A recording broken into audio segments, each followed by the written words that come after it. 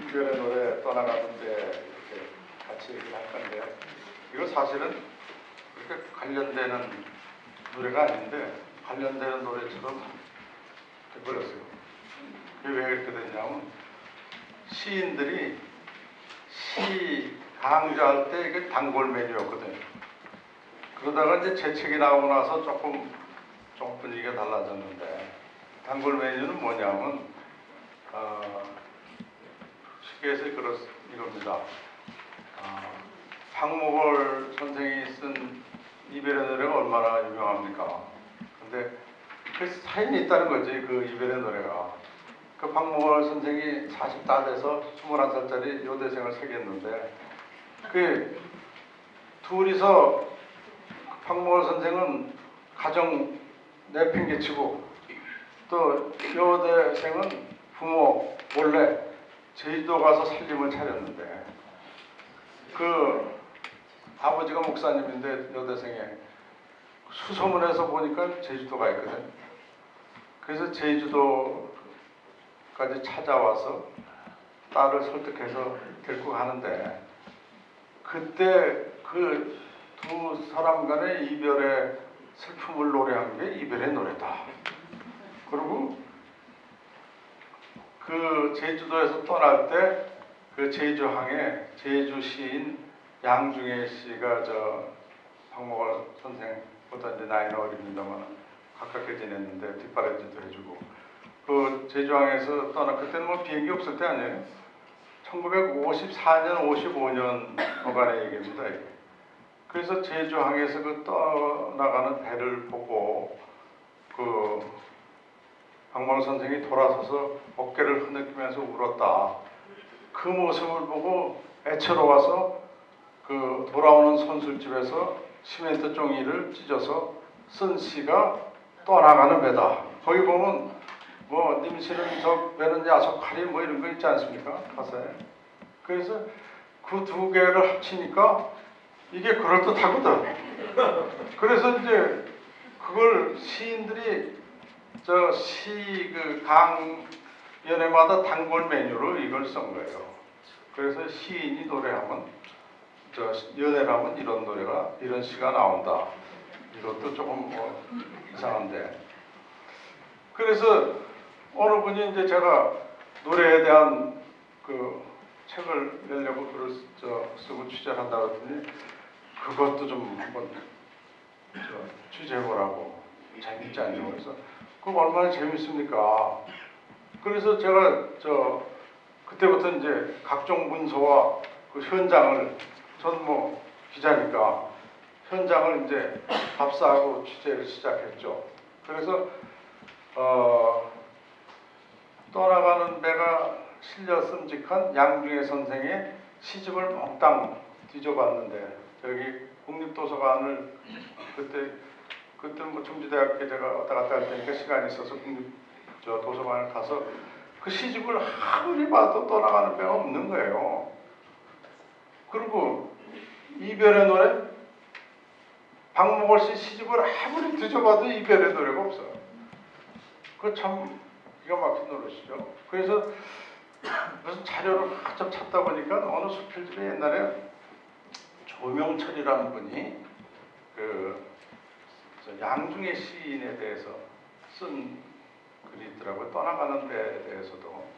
근데 떠나가는 배 무슨 뭐 유명 시인과 뭐 젊은 여대생 뭐 이런 얘기는 아니고, 뭐 제주도에서 육지로 왔다 갔다 하는 피난민의 배를 보고 뭐 그런 좀 여상적인 걸 썼느니 뭐 이렇게 쓰셨길래, 제가 또 아는 수필가한테 연락을 드려서 수소문해서 그분의 전화번호를 찾아냈어요. 근데 그분이 그때 마침 제주 문화원에 문화원장을 하고 계셨어요. 그래서 저를 소개하고 거기에 대해서 제가 좀 글을 쓰기 위해서 살펴보고 있는데, 물어봤죠. 그것이 그런 사연이 있습니까? 말하자면 그 박목월 선생 뭐 그런 연애 사건하고 사연이 있습니까? 그랬더니 그거 아닌데요 그러더라고요. 그것도 이게 이게 평전에 박목월 선생 돌아가시고 8년 후에 그 평전이 나온 게 있는데 평전에 이별의 노래라는 대목에 그런 대목이 있어요. 아주 더 또 아주 재밌기도 하고 참 그런 건데 박목월 선생이 저 젊은 여자하고 사라진 후에 몇 달 후에 눈이 이렇게 시크시크 내리는 그 제주항에 부인 유익순 여사가 보퉁이를 하나 들고 나타났다는 거예요. 근데 그걸 하고 용두당 근처에 용두 그 암이 있잖아요. 근처에 그 두 사람이 살고 있는 집에 찾아가서 그 객지에서 얼마나 고생이 많으냐고 해서 위로하고 남편 겨울 한복 그 여자한테는 여자 겨울 한복을 한 벌씩 주면서 봉투까지 생활비 보태서라고 이렇게 주고 아무런 싫은 소리도 안 하고 돌아서니까 그 젊은 처녀가 사모님하고 흐느껴 울고 그 다음에 회심을 해서 돌아갔다. 뭐 이런 내용이에요. 그러니까 야, 이런 부처님 같은 분도 계신가. 그걸 평전에 누구한테 들은 얘기라고 써놨더라고요.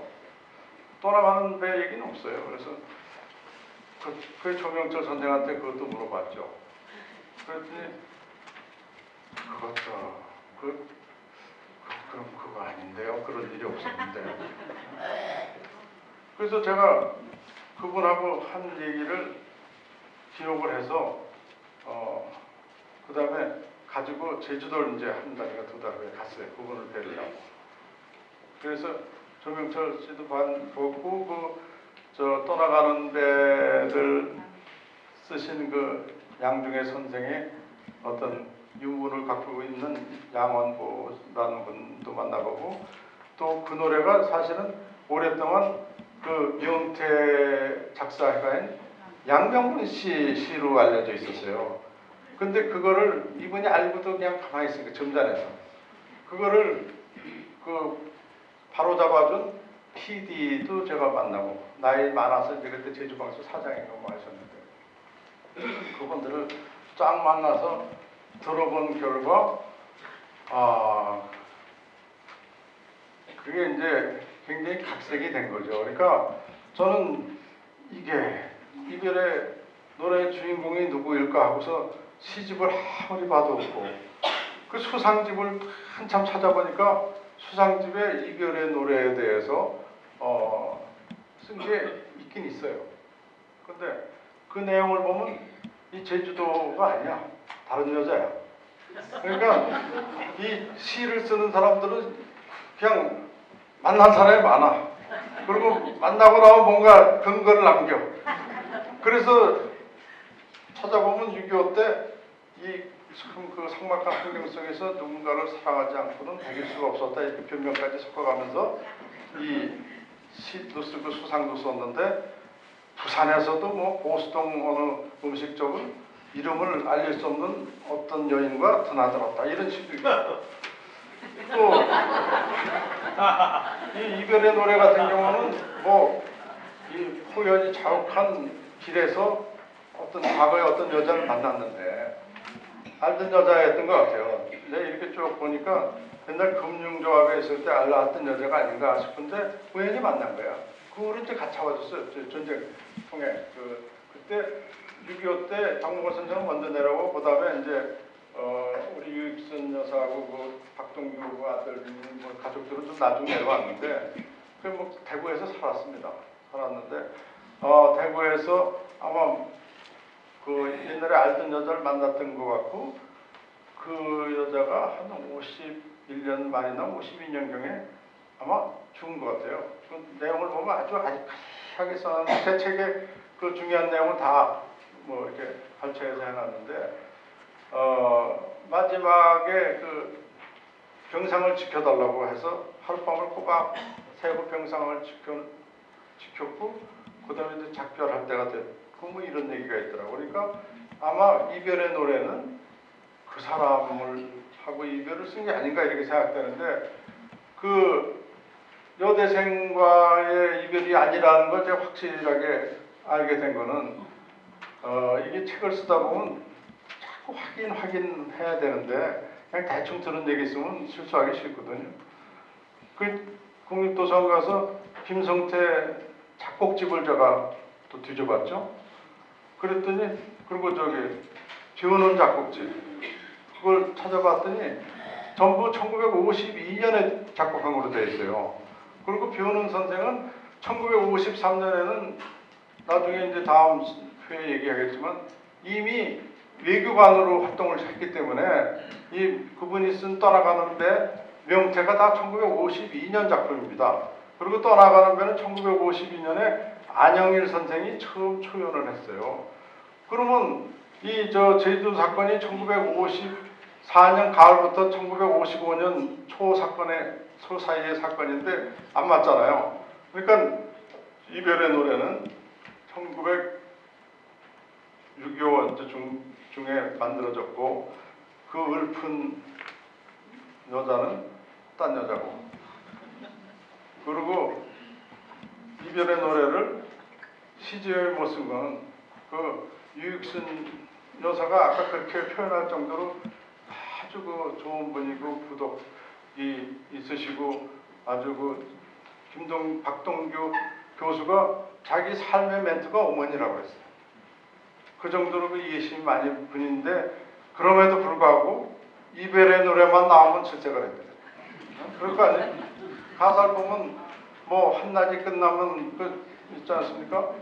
밤이 오듯이 우리의 사랑도 저물었네. 뭐 이거 좋아할 부인이 어디 있겠어요. 그래서 이거만 나오면 질색을 해서 제자들이 가끔 집에 가서 무슨 저녁 술자리가 있으면 이별의 노래 부르겠다고 일어나면 사모님이 끌어안치고 뭐 이렇게 됩니다. 그래서 그런지 시집이 없어요. 그리고 떠나가는 배가 시집이 없는 이유를 제가 조명철 이따 사진도 보시겠지만 그분이 KBS 아나운서는 조수빈 아나운서 할아버지더라고. 그 아주 날씬하고 잘생기셨어요. 근데 그분한테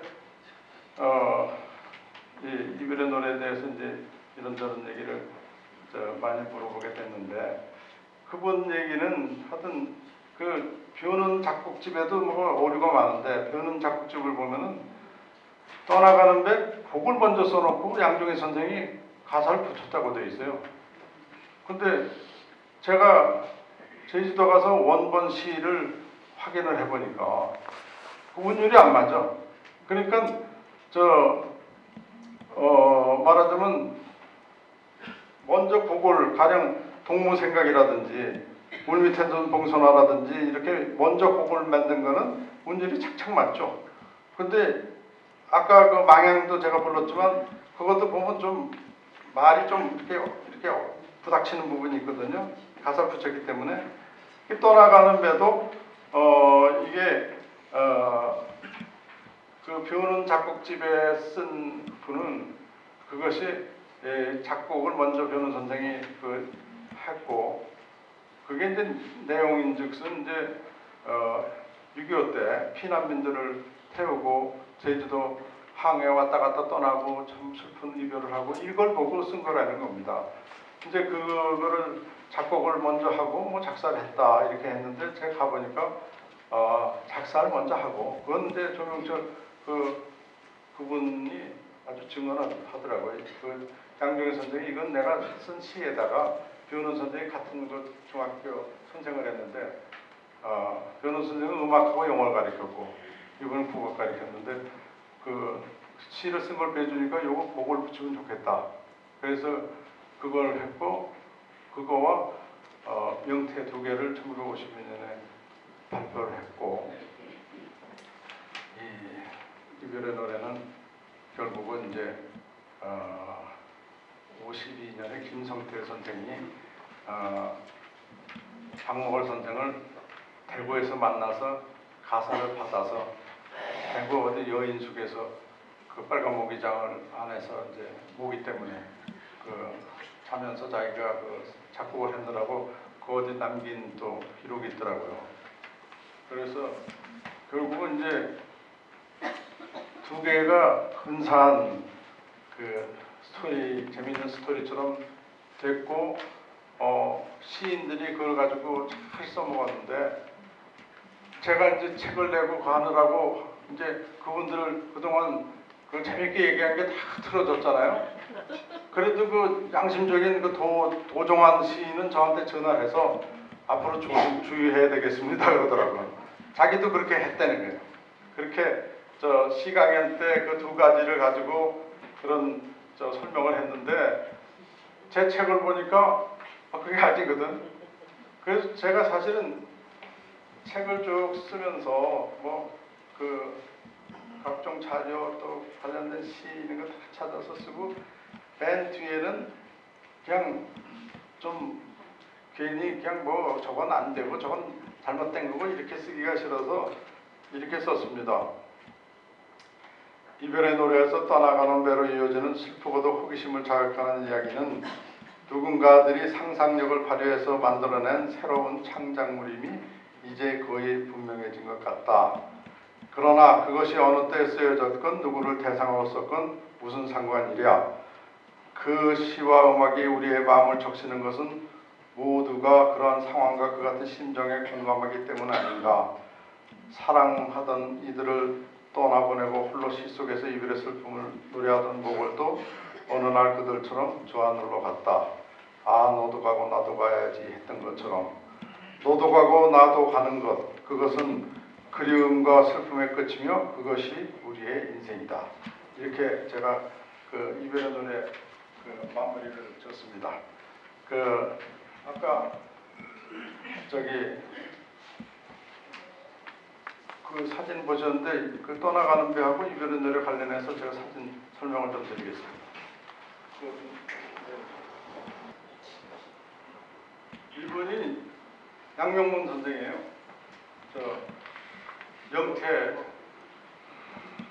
시를 쓰셨고 조국 창가 있잖아요. 동방의 아름다운 이것도 이분 작품이죠. 그리고 이분이 이제 양중의 선생.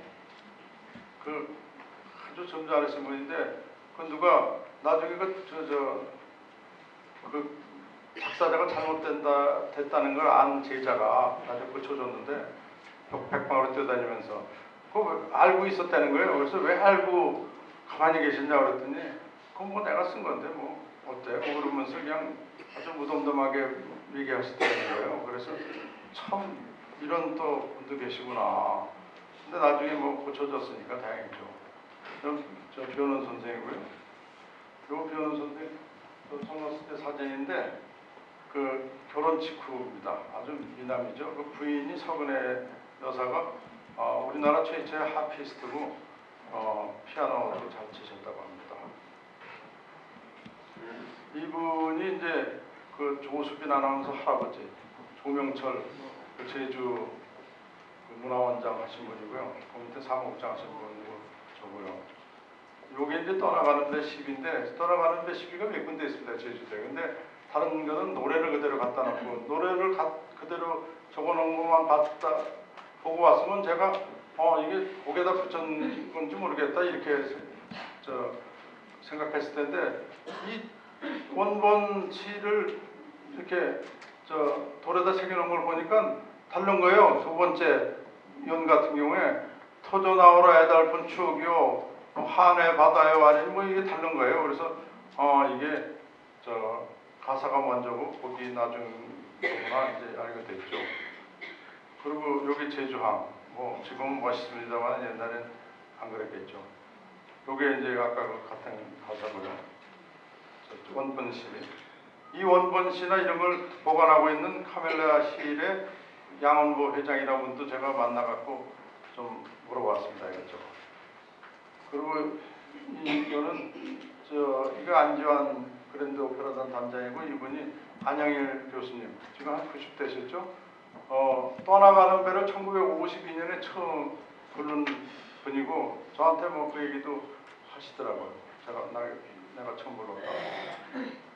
이거는 이제 그때 6.25 때 아는 예술인들이 제주도가 있었는데 이중섭 그 화백이 여기 산 게 아니라 요 교통이 문 열려진 데 있잖아요. 거기서 네 식구가 살았다는 거예요. 그러니까 얼마나 어렵게 살았겠습니까. 그리고 이분이 이제 저 제주방송 나중에 저 사장도 한 그 PD 김순두 아나운서 실장까지 하셨는데 이분이 이제 그 잘못된 걸 좀 바로 잡은 분이고요. 이게 저 양중희 선생이 쓴 한라별곡. 이게 이제 이거는 다른 다른 항구 쪽에 있는 시라고 되어 있는데 이거는 가사입니다. 그냥 우리가 지금 제가 조금 이따 이것도 부를 건데 이 저 떠나가는데 일리저 가사 이거 뭐 이별의 노래를 사진을 한번 보겠습니다. 이게 그 부인이 제주도까지 가서 겨울옷 주고 왔다. 뭐 그런 얘기를 쓴 그 청로로 자아산 청로라는 평전인데 뭐 그게 뭐 일부니까 거기 조금 머리가 있던들 뭐 그게 뭐가 문제겠습니까? 여기 모골생가 경주 이쁘고 모골생가에 지금은 옛날에 이게 아니었대요. 그거 이제 다르게 집어친 건데 그리고 여기 모골이 다닐 때 건천초등학교 거기에 윤사월 송악가로 날리는 뭐 외딴 봉우리 이런 윤사월 시비가 있고요. 그다음에 요 나그네 시비는 그 세종문화회관 뒤에 로얄 빌딩 앞에 있는 겁니다. 요거는 한양대학에 안에 있는 산도화라는 또 박모가 선생 시고요. 요게 부인 이분이 이제 그 유익순 여사 저 박동규 교수가 일생의 멘토라고 했던 그 어머니. 네. 또 다른 사진이고요. 이렇게 마음 좋게 생기시긴 했는데 제주도까지 갔을 것 같지는 않죠. 지금 같으면 비행기라도 타고 갔는데 그때 가려면 저 녹파는 제주도까지 배 타고 가서 저런데 자식들이 주렁주렁 딸리고 뭐 어떻게 하겠어요. 근데 그걸 또 그렇게 써놨으니까 이게 구름에 달가듯이란 이게 수상집인데 여기에 이 시가 있습니다. 근데 여기도 조금 지금하고 조금 달라요. 한낮이 끝나면이 아니고 한낮이 겨울면은 밤이 오듯이 뭐 이렇게 조금씩 다른 데가 있고요.